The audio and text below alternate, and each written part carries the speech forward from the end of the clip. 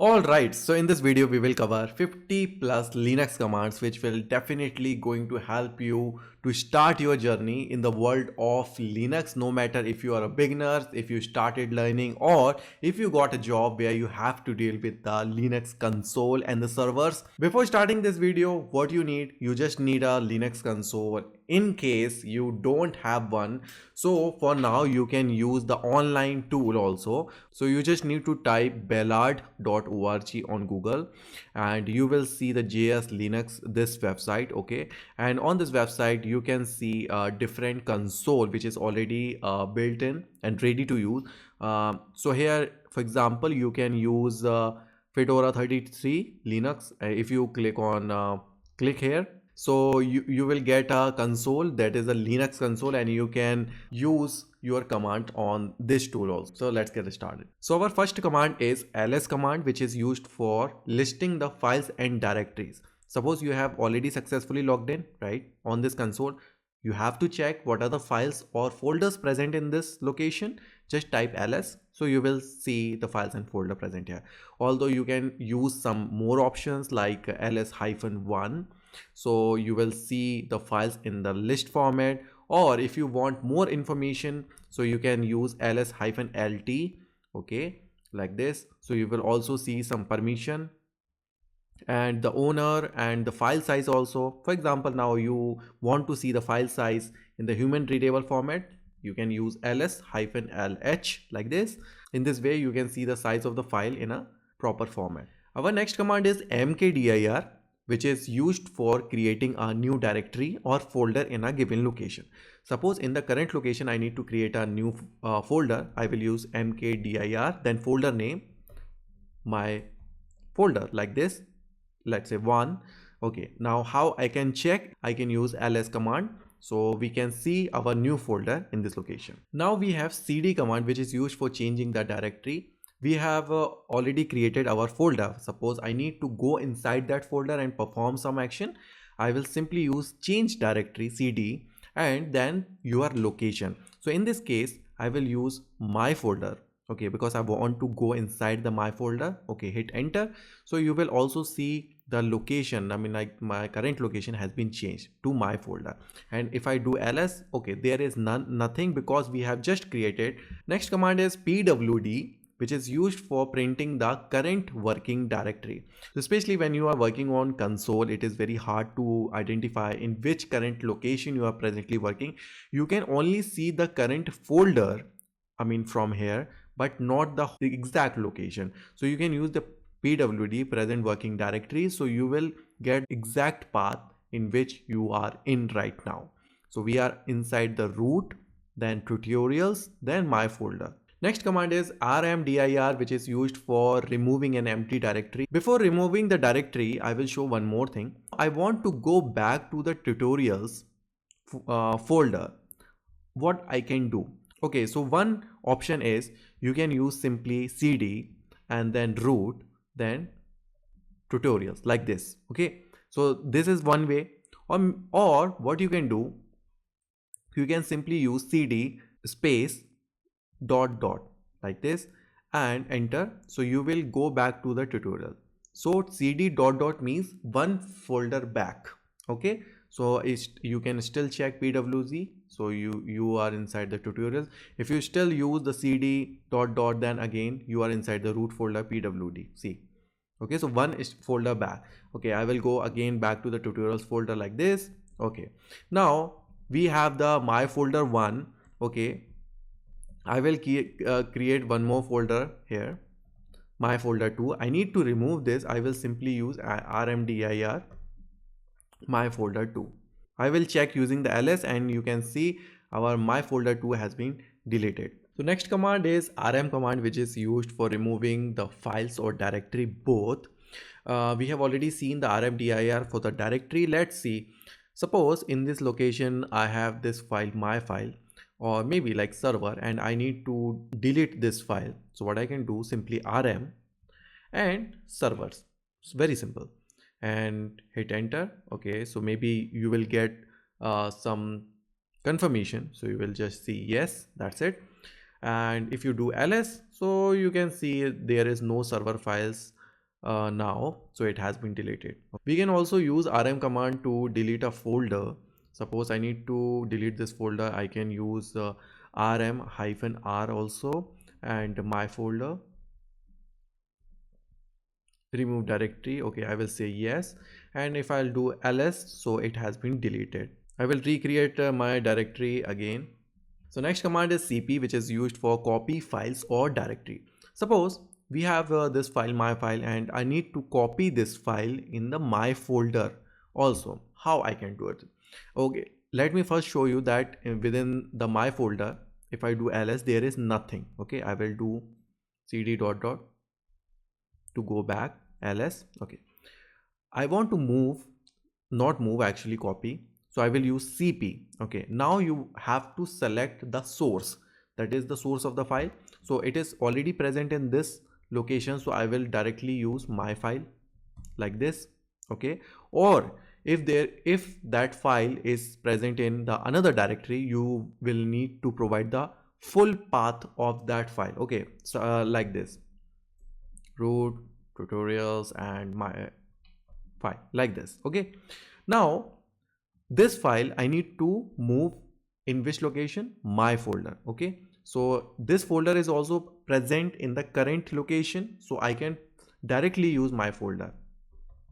Okay, if not, so I need to provide the whole path, so you have to always keep note of this. Okay, so I need to move this file, my file, to this location. If I hit enter, that's it, it's done. If I do ls, okay, my file is still there because we have copied it, not moving or deleting it. If I go inside the my folder one, okay, and now if I'll do ls, my file is also copied in this location. If you need to take the backup of your file, so cp command is very useful. Suppose in the current location there is only one file, my file. You want to make some changes in this file. Okay, so what is the best practice before editing any file, like the very sensitive file? Take the backup. So what you can do, simply use cp my file. Okay, and again my file, or maybe you can add some name, backup like this. Okay, hit enter, ls. If I do ls, so I have now two copies of the same file. Okay, and now I can edit the main file. If somehow it is not working, okay, after the editing or some mistakes we have commit, so we can again change, use this file. Okay, mv command. Okay, so what is the use of mv command? Move or rename the files or directory. Suppose I need to change the name of my file, to something else, let's say test file. So how I can do? Simply I need to do mv. Okay, the name of the file I need to change, for example my file, then the new name you can provide, let's say test file. Okay, that's it. And if I do ls, so you will see, so my file has been changed to test file. So we have renamed our file. I will create one more folder here, let's say test folder ls. Okay, so now if I need to move test file into this test folder, I will use the mv command. Mv, which file I need to move? Test file, and in which location? Test folder. Okay, like this. If I do ls now, so our file has been moved. Okay, or we can say removed from this location and moved to the test folder. Okay, I can also go inside the test folder and do ls, so test file is present inside this location. So you can use mv command for moving or renaming the files. Now let's see how we can create an empty file using the touch command. Suppose in this location I need to create another file. I will simply use touch and the name of the file, suppose demo file. Okay, that's it. And if I do ls, so you will see a new file has been created. Now let's see how we can read a file using the cat command. So very simple, we have just created a file, right? If I simply use cat and demo file, the name of the file, okay, we can simply read the file. Although this file is empty, that's why there was no result. Although I have some file already in this location, let's say file 1. Okay, I need to read the file 1. I can simply use cat and the name of the file, that is the file 1. Okay, and if I hit enter, I can see some names which is present inside this file. Now let's see the use of less command, which is very useful for reading the bigger files. Suppose you have a very big file. I do have the user.csv, and if I use cat user.csv, so you will see, okay, and it's very hard for us to read such files using the cat command. So we can use the less command in this cases, like the user.csv. So it will show you the content from the beginning of the file in the separate editor. So you can simply use the arrow key like this, okay, and to read the file. And few more things you can perform in this editor. Suppose you want to switch or move to the bottom of the file, you can simply use shift plus G, so you will reach at the bottom. And if you want to go back to the top, you can simply use P or simple G, I mean twice. That's it. So this is how it is useful. And also within this editor, if you want to search something, okay, you simply press /, okay, you can also see the / here, and you can search for a word inside this file. For example, I need to find the candy in this file, so I will just hit enter. So you will see it searched that term for me and very easily. Now let's see the grep command, which is used for searching a specific pattern in the file. Okay, we have already seen how to search some content, but suppose I don't want to read the file. I just want to check and get the result if a given pattern or word is present in a file or not. Simply use grep command like this. Okay, and the word, for example, I need to find the candy word, right? Okay, and the file name. So you will see the only relevant result on your screen. Next command is find command, which is used for searching the files in a directory hierarchy. Okay, I will simply do cd. So my directory has been changed to the home directory. If I use pwd, I am inside the /root folder. Okay, if I do ls in this location, I can't see the user.csv file. Okay, this one in here. To search for a file, you can simply use find. Okay, and after then in which location you want to find. Okay, suppose you remember that, okay, it was present in the root folder, but you don't know the exact path. Okay, so you can provide the starting path, maybe like that. Now -name, and after this the name of your file. I know it was the users.csv file. You know exactly the name of the file. If I hit enter, so it will give you the path of the file like this: root tutorials user.csv. So you will get the path that, okay, this file is present inside the tutorial. Okay, few more things, like very quickly. Suppose you don't know exactly the name. For example, you just know it was started with the user. Okay, so you will not get the result. Simply use the wildcard or pattern. Okay, so for example, user and star. It was starting with user and it might be anything. And if you hit enter, still you will get the result like this. Our next command is df command, which is used to display the disk space usage, especially the hard disk usage and the availability. Simply you can use df and hit enter. So you will see a lot of information, especially these 3 columns are useful: how much space is used, available, and usage percentage. Okay, I know, these numbers are bit hard to read and understand, so you can simply use df-h for human readable. So you will see in terms of the gigabyte or megabytes like this, and in the percentage units like the used, and in which mount, I mean like which location. Another command is du, which is disk utilization, which is used to display the disk usage of files and directories. So that is not on the higher level, but it is like the deeper level. How? Let's see. For example, okay, we do have, suppose we have this tutorials folder, right?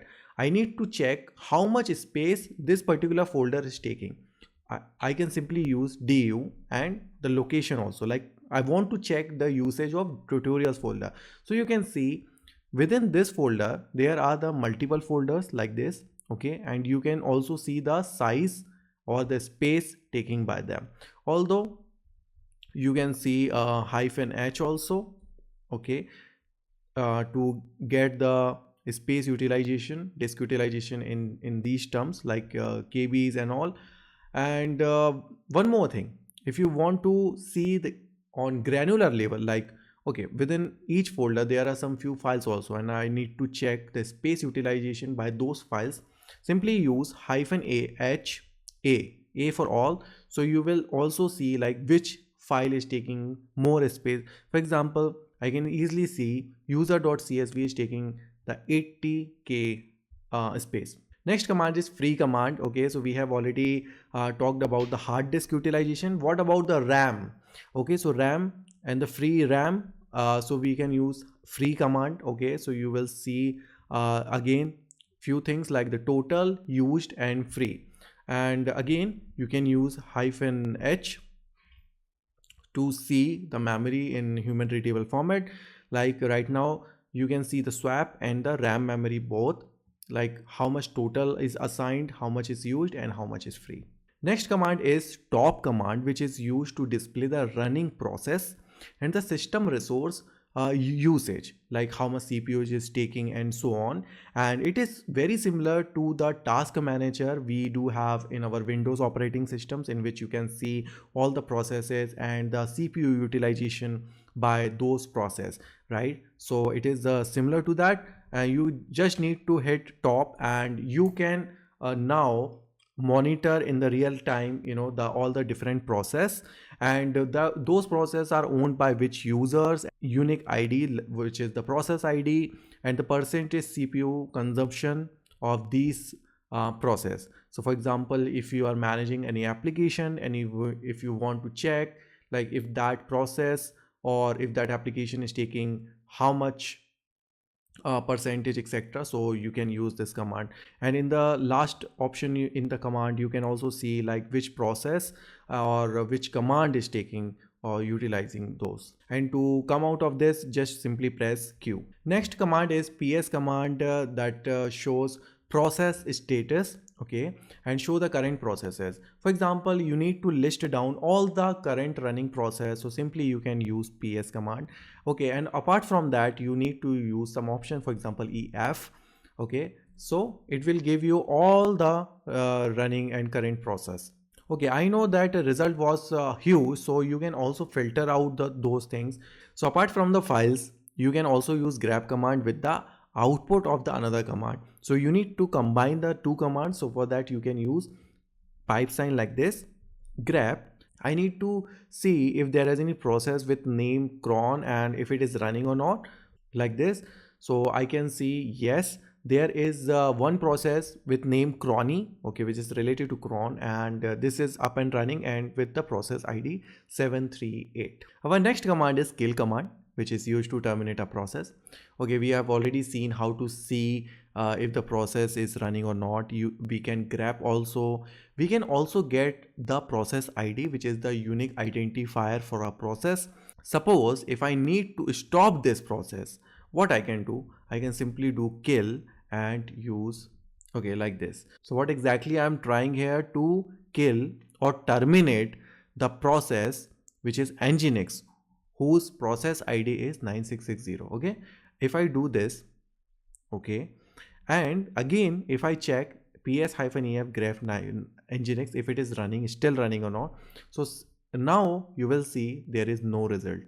Okay, so that means that process has been terminated. So next command is nano or vi command, which we can use to edit our files. We have already seen how to create or delete the file, but how we can edit the file, let's see. Okay, let's go into my folder. Okay, we have already created demo file. Okay, let's suppose in the demo file I need to write something. Okay, how I can do it? Okay, let's go with the nano command, nano, and the name of your file, demo file. Okay, enter, and you can start typing from here, like this is a demo file, like this. So once you are done with the editing, you will see some more option at the bottom, like how to exit, how to write and save, how to replace, and so many things. So you can use those things. For example, to exit, it is saying control x. So okay, I will do it control x. So it is now asking that okay, it has been modified, do you want to save it? Okay, I will say yes. Now it is asking for the file, like I need to write this or save this in a same file, or I need to create the another file, write it in the same file, demo file, and hit enter. If I read this file, cat demo file, so you will see it has been edited successfully. Our next command is head command, which is used to display the first few lines of a file. This is very useful, especially when you are dealing with the very big files. So let's go to my tutorials folder. Here we have the user.csv, which is a very big file like this. Okay, so I just need to see or display the first few lines of the file. So I can use the head command, head hyphen, and you can provide the line number. For example, I just need to display or see the top 5 lines. So I can provide the -5 and the name of the file, users.csv. So you will only see the topmost 5 lines like this. Similarly, we have a tail command also, which is used to display the last few lines of a file. So you can use like this, tail hyphen, let's say 3 and users.csv, because I want to only see last 3 lines. So you will see, okay, so yeah, there is none actually. Okay, let's try 10 lines. So yes, so if we see the 10 lines, okay, so you will see the last 10 lines like this. Our next command is sort command, which is used for sorting the lines in the text file alphabetical order. So let's take an example of file 1. Okay, if I read the file normally like this using the cat command and display, you will notice, the content of this or the lines in this file are not alphabetically sorted. So you will see Babu Rao, Raju, and Alex like A in the middle. If you want to sort the lines or the content alphabetically, you can use the sort command like this and the name of the file like file 1. So you will see the content alphabetically sorted. Okay, if you want to reverse sort, what you can do, simply -r means reverse sorted. So you will see Alex A at the bottom of the display. Our next command is the uniq command, which is used to get only the unique content or omit the repeated lines. Okay, so this is also useful when you only want the unique content. So for this I will quickly edit this file and add some duplicate thing. For example, I will add Raju again and maybe Alex again. Okay. If I read normally again, so you will see we do have some duplicate value like this. Okay, now I only want the unique values. What I can do, it's very simple, but for using the unique, you need to sort the values first. So okay, first we will sort like this, file 1. Okay, so it will be sorted like this. Okay, so once you have sorted the file, you can use, like using the pipe sign, you can add the uniq command also. So now we only get the unique values, and if I remove the unique, you will see the duplicate values. Our next command is diff command, which is used to compare the files line by line. If we have 2 files and we need to compare, for example, we do have the file 1 and file 2, I need to compare, we can use the diff command. Let's try this, diff and file 1 with file 2. Very simple. So we can see the line by line comparison, like in the first file there was the value Babu Rao. In the second file it was the Banu but not the Babu Rao. So that's the line wise differences. And also if you can see in the file 1 we have added the duplicates like the Raju and Alex. So that also you can see here. Our next command is history command, which is used to show the command histories. We have used so many commands so far. Suppose I want to check, okay, what are the commands I have used, recently. So I can use the history command like this. And in this way, you can see all the commands I have been using since the starting. See, you can also grep, like for a specific command like grep like this. So you will get the result like this. Next command is clear command. I haven't covered this so far, but it is also useful. For example, I have used so many commands like this, and your terminal is already full. You can simply use clear command to clear your screen and start from the scratch. Okay, and very important thing, there is also a shortcut, Control L, okay, control plus L to clear the screen. Our next command is man command, which is the actually to display the manual pages for the command. For example, we have used so many commands. If you want to read more about those commands, like how to use them, what are different options available, and also you can use the man command very easily. Man and grep. Suppose you want to know more about the grep, so you can simply use man like manual for grep command.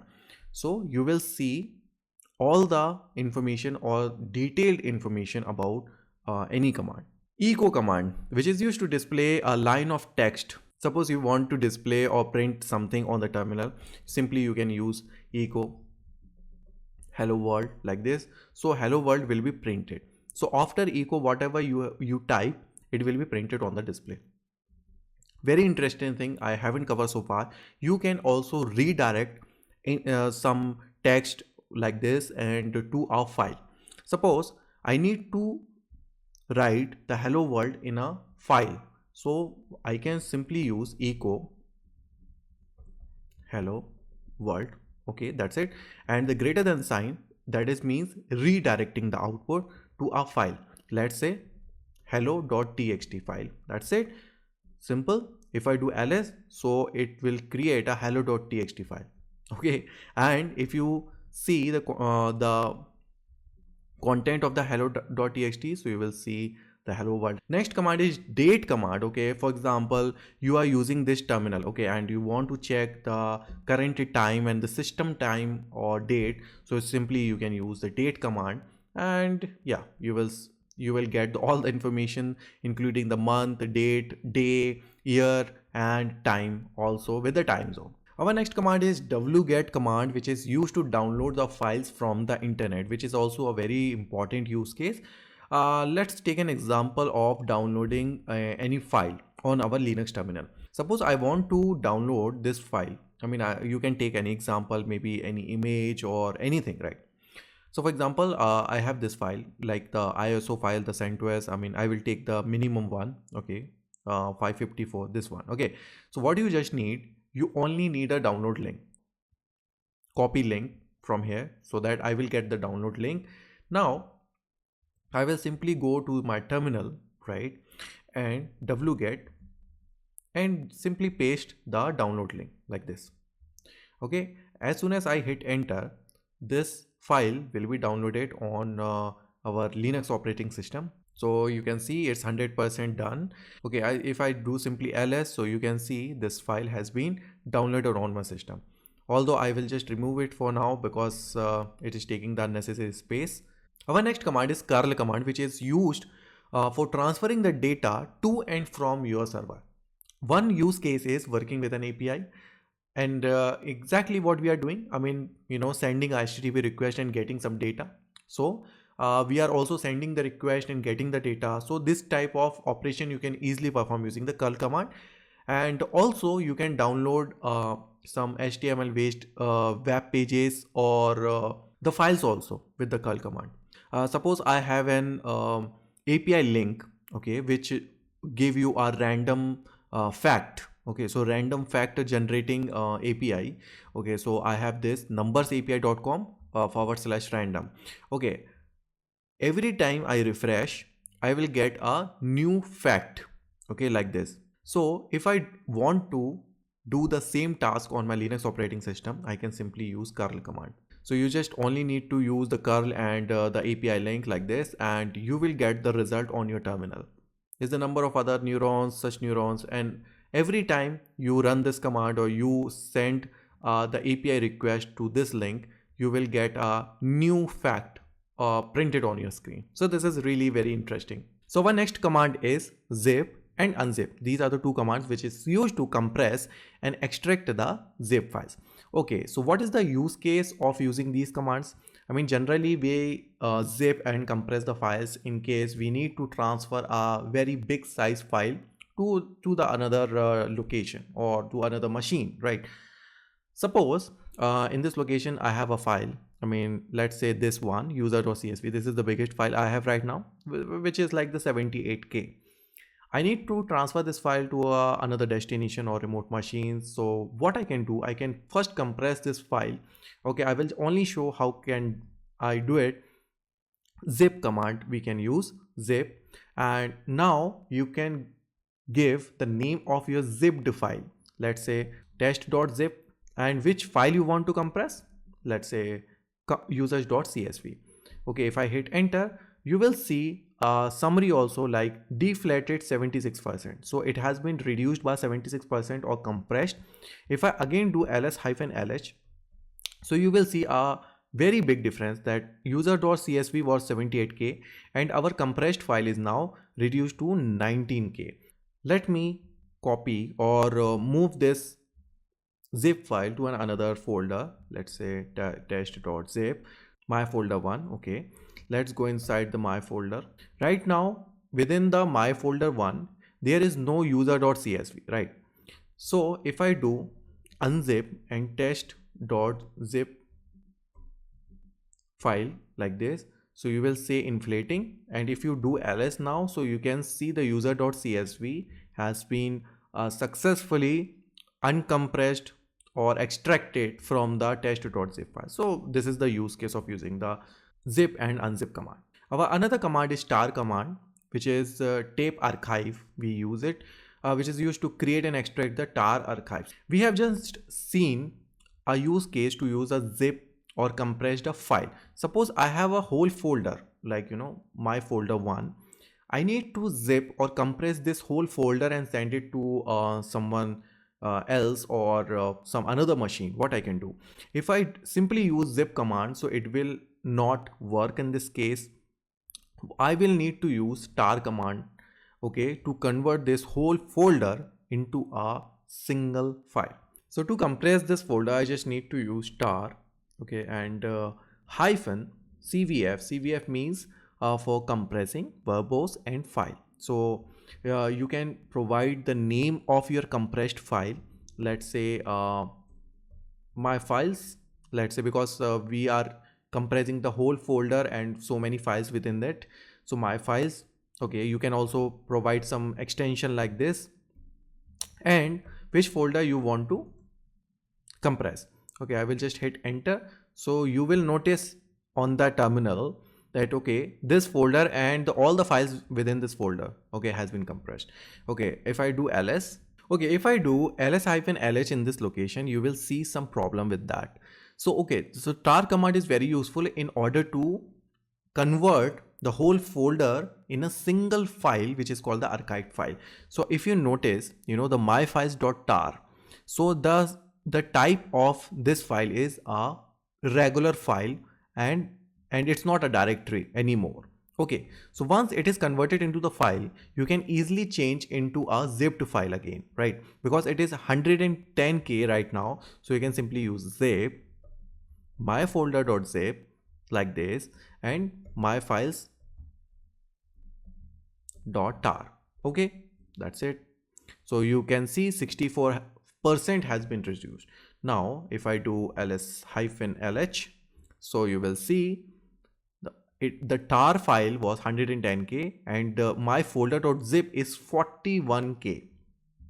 I will make another folder, test folder. Okay, I will copy this file, my folder.zip, okay, my folder.zip, to my new folder, that is the test folder. Okay, I will go inside the test folder. Okay, and let's see. Okay, right now I only have my folder.zip. Okay, in order to unzip it, I can simply use unzip and my folder.zip. Okay, and do ls. So I got my myfiles.tar, and now in order to retrieve my original folder, the whole folder with the whole files, I can simply do tar, okay, and simply use xvf. Xvf means extract.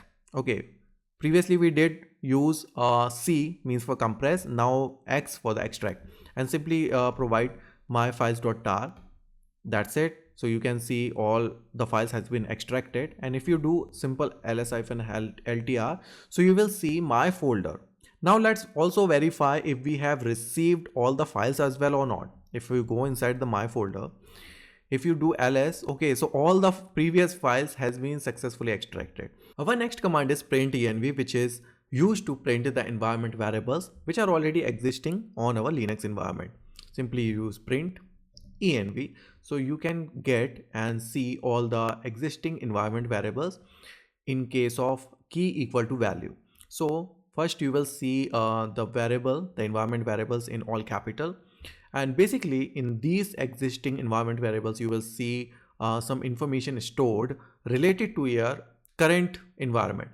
For example, what is your default shell? It is the bin bash, or maybe the host name, and what is your home directory like /root and so on. If you want to check the value of your environment variables, you can simply use echo $sign and your environment variable. For example, if you use path, so you will see the value of your environment variable. Example home, so you will see /root. So our next command is export command, which is used to set environment variables. So we have just seen the existing environment variables. If we need to set our own, how we can do it? It's very simple. Export, right? And your variable name, let's say java home equal to, and the location of your java user local java, etc., like this. Okay, done. Okay, after setting this, you can also check using the print env. We have a new environment variable, that is a java home. It is already been set. We are temporarily setting the environment variable. If you logged out of this terminal and log in again, you will not see the environment variables, although I can create a separate video or detailed video on creating environment variables.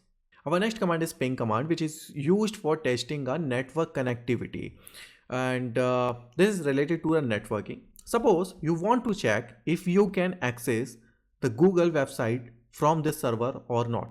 You basically by this method you can also check if you have the internet connectivity or not. Simply use ping any website like www.google.com, like this, or maybe you can provide an IP also of a server, so in order to check if you can access that remote server or not. Simply use ping and okay, like this. You can simply quit this using the Control-C.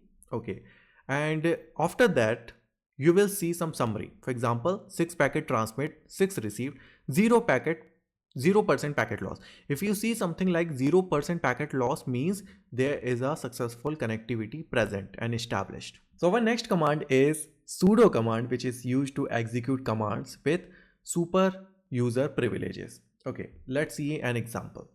So currently we are performing all the action using the root user. So I am currently logged in as a root user. Okay, at the same time you can also use who am I command, who am I, to see the current user logged in, which is a root user right now. And root user is also a admin user or a super user who owns or control the overall server, having all the rights and privileges to do any action or make any changes on this server. But if you are logged in as a normal user, a basic user, and so right now I am logged in as a pol user. Okay, I can also perform who am I. Okay, I am currently logged in as a pol user now, right? Now, as a normal user, if I need to make any changes on this server, example, I want to install a new package or application on this server. Okay, let's try. We are using the CentOS, so we will use the yum command. Okay, yum install and the name of your package, for example Python. Okay, you want to set up or install the Python. Okay, if I simply hit enter, so you will get an error like this command has to be run with the super user privileges. So this means as a normal user you are not allowed to make any changes on the server, and which is also important from the security point of view, right? So in those cases what you can do, you can use sudo yum install Python, like this. So what we are instructing or saying to a Linux operating system that execute this command but as the super user privilege. Okay, if I try this now, okay, it will ask you for the password. Okay, I will enter my password, and now so I am able to perform this action now using the sudo command. Although just keep a note that not all the users are allowed using the sudo command also, so it has to be coming from and allowed from the admin. So in case if you are working in an organization, want to perform any action, make any changes, so you can reach out to your admin and tell them your requirement so that they can allow you. Okay, so let's work with the file permission now, and in which we will cover the chmod command, which is used to change the file permission. Okay, first understand what is the meaning of permission and how it works. Suppose right now I am working or logged in as a Pol user. Okay, I will go into a common location, let's say a temporary folder. Okay, there's a lot of file already. Okay, that is a temporary file. I will create a file here, touch and Pol file. Okay, I will give the Pol file. Also, I will edit and write something. Okay, for example, Pol file, and let's say file of Pol. That's it. Okay, get Pol file. Okay, now I have this file and it is created by the Pol user, right? And as you already know that one server is being used and accessed by the multiple users, right? Very important that you have created a file and you really don't want other user to access your file and make some changes. Okay, if I do ls-l and the name of our file, the Pol file. Okay, so for this Pol file, we get some more information about this file. For example, who is the owner of this file? Who created this file? Pol. Okay, group ownership means this file is belongs to this Pol group, right? So group is basically like, it could be consist of multiple users. So if you want to share a file to a specific group, so in that case it is useful. Okay, now we have something like here, right? So what is the meaning? Okay, so you will see three pattern. This is for rwx, this is for rwx, and this is for rwx. Okay, means read, write, executable. That's it. So three types of permission only you can provide to someone or a group. So the first group of three, the rwx, belongs to user or the owner. Second group, rwx, belongs to group, and the third is for others. So it shows that, okay, apart from the Pol user or Pol group, other users can only read this file because we have only provided the read permission. Now I will switch a user and logged in as another user. So to switch the user, you can simply use su and nick, like this. Okay, the name of the user, and you will also need to provide the password. I will enter the password. Okay, now if you see, I am logged in as a nick user now.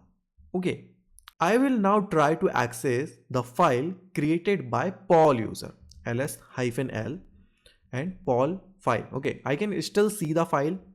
Okay, and all the permissions are still same. Okay, let me try to read this file, get and Pol file. Okay, so I can read the file because for the other user I have already provided the read. I mean, like, it's by default provided the read permission. If I try to edit this file, okay, let's try edit this file now. So if you can see at the bottom, it is only a read only file. I am unable to make any changes. So this is very important from the security point of view, right? But what is the use of chmod command? Okay, I will simply exit, and again I am logged in as a Pol user, right? ls-l, and let's see the permission of file. The simplest thing you can do, chmod 777, you can also provide some numerical format like this, and 777 means all the permission to everyone. Okay, and do like this, and again check the permission. So you will see rwx, rwx, rwx. So we just saw that nick user was able to read the file. Suppose this is a very critical file and you don't want anyone else can even read the file. So in order to remove the reading permission for the other user, what you can do, chmod, okay, for the other you will use O, right? A for means all three groups, but O for other user, O minus rwx. I mean, like, I'm saying remove everything and for this file. Okay, and again check. So you will see for the other user there is no permission at all. Okay, I will now log in as a uniq user. Okay, I will enter the password. Okay, I can still see this file. I can see this file, it is present. But if I try to read this file, like les and pol file, so you will see it is a permission denied now. Our next command is chown command, which is used to change the file ownership, right? So in our last example, we have seen how to modify the permission, but in case if we need to change or transfer the ownership of the file to some other user, we can simply use chown command, right? And then username, the user, for example, nick, and the name of the file, like this. Okay, and now it is saying the changing the ownership of the file is not permitted. If I try using the sudo command and do password, okay, then I was able to do it. And let me check the ownership. Now you can see the owner of this file has been changed to uniq user. Our next command is ifconfig, which is used to check the IP address of your server. So I'm especially talking about the CentOS or Red Hat based distribution. So you can simply use ifconfig command. So you can easily check the different network interfaces and the IP of your server. Okay. You can also use rmdir command in order to check the IP associated with your server. Now let's talk about the SSH, which is used to securely connect to a remote server. Suppose your Linux server is present remotely in somewhere, like in different location. Now you want to access it from your computer or your system. How you can do it? We can do it using the SSH. Okay, right now this is my server. Okay, suppose this is present somewhere remotely. Okay, and I need to access this server from the another computer or another system. What I can do? Firstly, you need some basic information about the server. For example, the IP address. We just saw we can use ifconfig to use the IP address. Okay. So this is the IP address of this server. You must have the user account on that server and also the username and password to access that server. This is a normal terminal. Okay, this is a Mac based terminal, and if you are using the Windows operating system, you might have the CMD terminal. Okay, so you can also use CMD or the git bash or any terminal. Now you just need to do one thing, SSH. Okay, then the username, which is in my case it's a Paul, right, @ okay, and after this the IP address or the host name. You can use the host name also if it is on the same network, 10.2.11.55.7, and as soon as I hit enter, it will ask for the password. Okay, and now when I enter the password, you can see I am inside the CentOS 01 terminal. So I am actually now using the remote server. Our next command is SCP command, which is used to securely copy files between the host. So we are talking about transferring the file from one server to another server using the terminal or using the console. Okay, right now I am having a two terminal. One is the MacBook one. Okay, so this is the one server, and this is the another server, which is the CentOS 01. That is the another. Okay, now I want to transfer a file from one terminal or one server to another. How I can do? Let's see. We will use SCP command. Then you need to select a file you want to transfer. For example, I have this file test where I want to transfer. So you need to provide the overall location with the credential and IP address. How?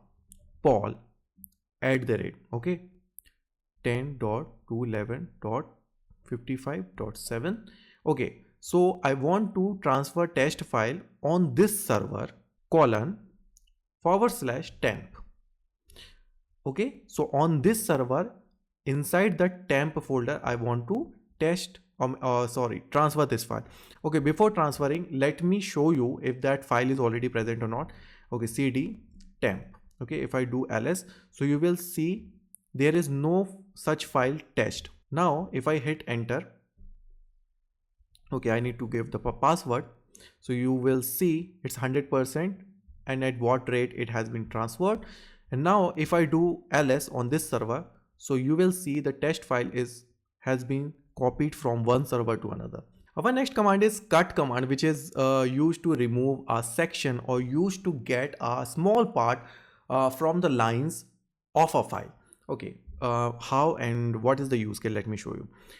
We are having a file user.csv. Okay, let me show first read it, user.csv. Okay, suppose I just need the starting three character, that is the id, like 101, 102, 103, etc. right? So I only need these information on my display. So I can use cut command -c. Okay, now we need to provide the range of the character. Let's say we need the first three character, so we can also say from first to third character, right? So for that we can provide the range like 1 to 1-3, means from 1 to third character from which file, user.csv. So we are only getting the first three character of each line. So in that way you can use in many different cases. Our next command is awk command, okay, which is used for the pattern scanning and the processing language. Let's see an use case of this. Okay, we have already files user.csv. This is a CSV file. That is a comma separated file. I only need the emails of every row or every user. I can use the AWK, very simple. I just need to count the column number like 1, 2, 3, 4. So email is the fourth column. That's it. I can use AWK, okay, like this. Print $4 means I want to print the fourth column, users.csv. And in this case, I mean, by default, AWK only works with the space separated values. So, but in our case, it is a comma separated value. So in that case, we need to provide the delimiter also. So field separator F and which is the comma in our case, right? So field separator is comma because we are using the CSV pattern, right? And as soon as I hit enter, you will see only the email address from this file. Let's talk about the sed command, which is the stream editor for filtering and transforming the text. So basically for the data manipulation, it is used a lot. In the last column, we have a profession. Okay, suppose I need to change the profession of developer. Okay, developer to something else, like say IT associate or something, let's say IT. Okay, in the whole file, how we can do? We can use the sed command. Sed, okay, S means substitute, then which word you want to change, developer to IT, okay, and then global, like to all the instances, and the file name. And as soon as I hit enter, okay, let me see IT. So all the developers instances have been changed or replaced by the IT. These things are temporary, so no need to worry about changing the actual data. Okay, let's talk about the alias, which is used to create the shortcuts for the commands or some task. Okay, so I will just show you a little bit example which can be helpful. Okay, suppose you always do ls-ltr and you are very lazy to even type this much. Okay, so what you can do, you can create an alias out of it. For example, if I just type L, okay, so there is no command like L. If I do alias and L equal to, and within the quotes ls-ltr like this, right? So I have just created the alias like L equal to ls-ltr. If I only type L and hit enter, so it will work and treat it as the ls-ltr. So in this way, you can create a lot of shortcuts for the big commands. Okay, next command is uname, which is used to show system information. You want to get more information about the system, so you can simply use uname, so which is the Linux. Okay, so there is not much information about it, but I will add some more thing. For example, cat etc and red hat release. So you can see what exact distribution we are using. So in our case, CentOS stream release 9 we are using currently. Apart from then, if you want to see more information about the CPU, so you can use ls CPU. So you will get some more information about the CPUs and threads and sockets and core, etc. So if you just use lsblk-f, so you will get, we are using the extended file system. So in case you want to know more about the file system, so you can use. Apart from this, few more basic thing, like if you want to check the system logs, etc., the logs are present inside the log folder.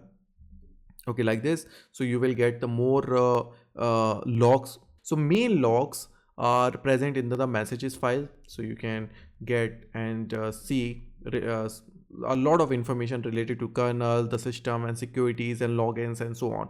And you will see some dedicated or specific log file, like related to boot and related to mails and cure. There is one more command I wanted to show, like systemctl. For example, you want to start, stop, or check the status of any service, you can use the systemctl status. Okay, for example nginx, so you can see the status of a service. Okay, right, like this. So you can see it is active and running right now. And apart from that, you can also use systemctl stop or start to, I mean, like to start or stop the process.